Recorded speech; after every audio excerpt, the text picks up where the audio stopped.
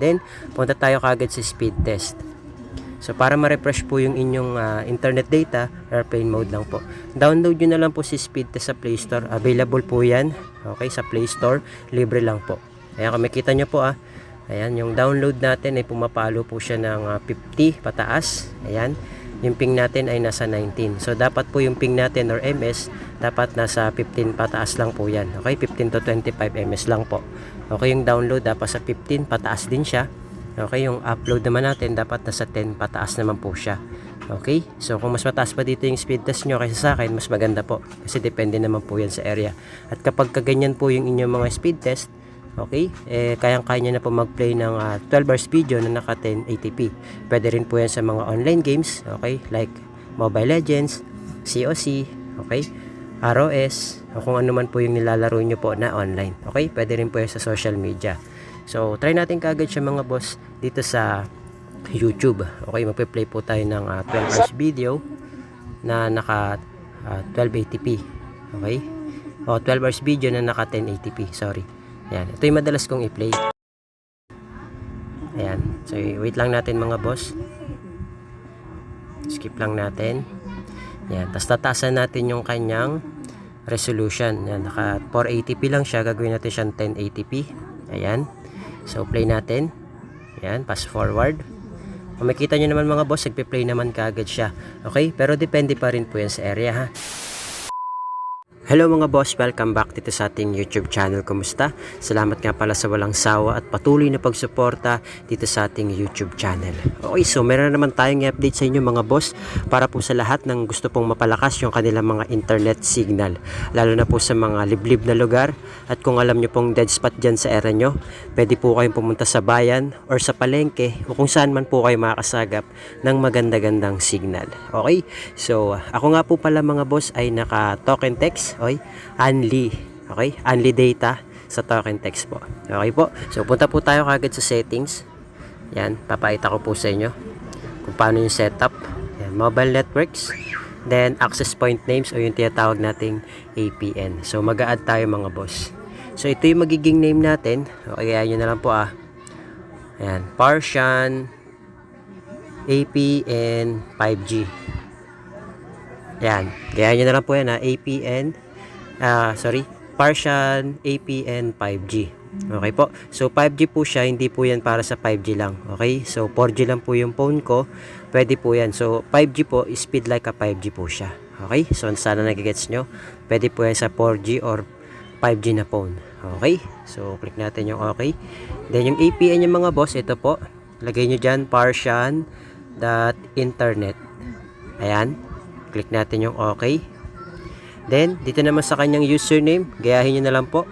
At Parsian APN 5G PH 2025. Ayan, click natin yung okay. Tapos yung kanyang password mga boss, ito po, gayahin nyo na lang po.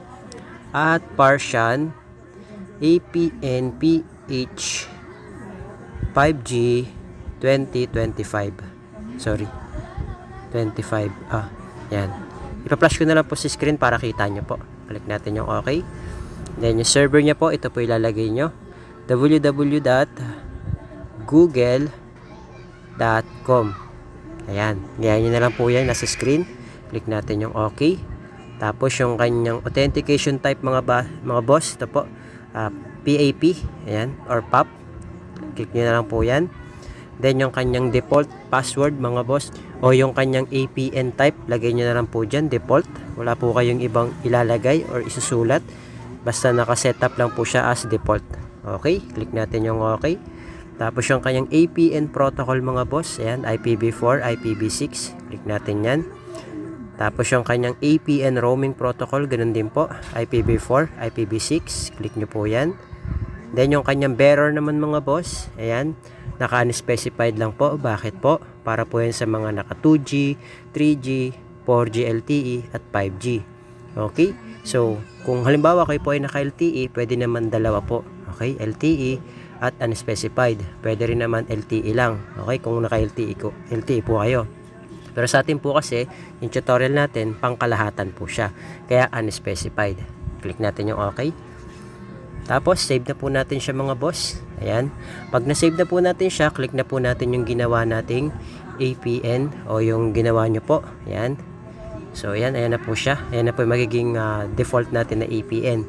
Then, ang gagawin po natin, mag-airplane mode po tayo ng at least 5 to 10 seconds or mas matagal, mas maganda para ma-refresh po yung inyong data.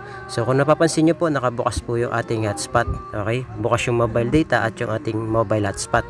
Bakit po? Kasi nga po, shareable yung only data na gamit natin. So, ibig sabihin, pwede po siya parang magiging wifi.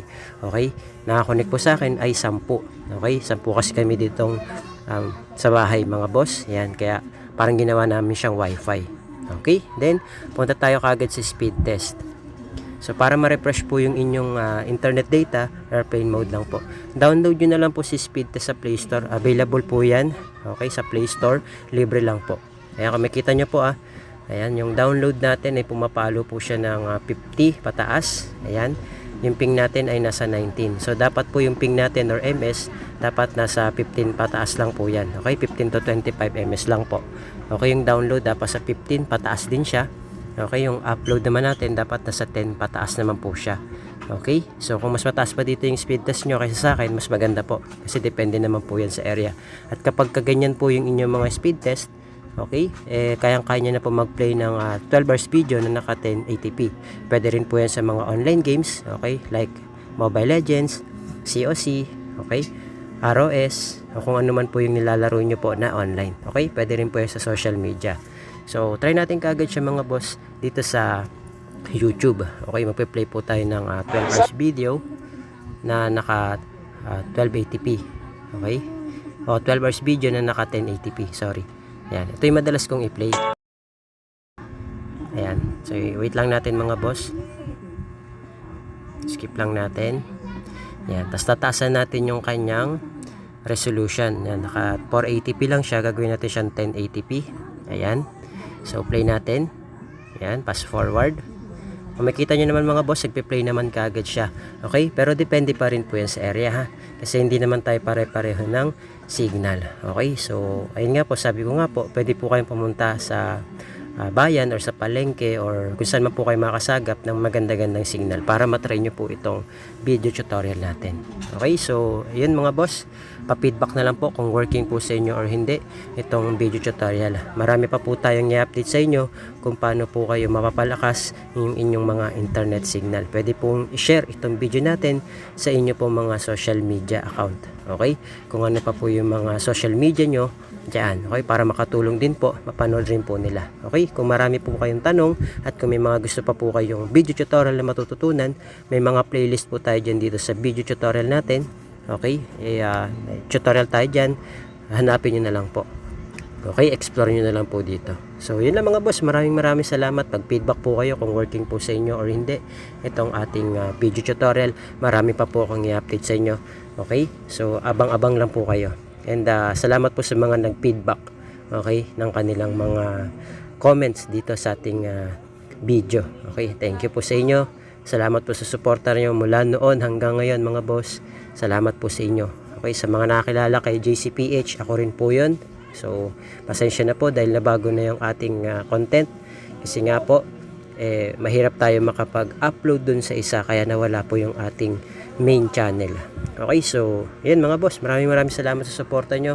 Abang-abang na lang po kayo, marami pa po tayong i-update. Okay, so yun lang, thank you, God bless, see you on my next video.